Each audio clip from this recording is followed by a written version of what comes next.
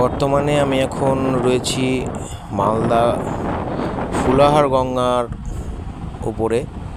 এই যে, তো এখানে এই ব্রিজটা কিন্তু একটা সময় ছিল না। তো মালদা আর ভূতনির যোগাযোগের একমাত্র হচ্ছে এই ভূতনি ব্রিজ। ওই পারটা হচ্ছে ভূতনি আর এই পারটা হচ্ছে মালদা। তো বিশাল এই গঙ্গা,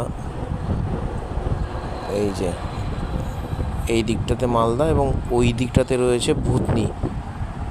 আগে একটা সময় কিন্তু এই ব্রিজটা কিন্তু ছিল না।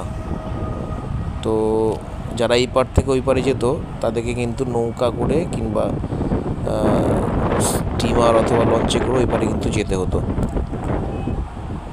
বর্তমানে এই ব্রিজটা তৈরি হয়েছে, তো যার জন্য সবারই সুবিধা এই পার থেকে ওই পার যাওয়ার। এই যে এই পুরো ব্রিজটাই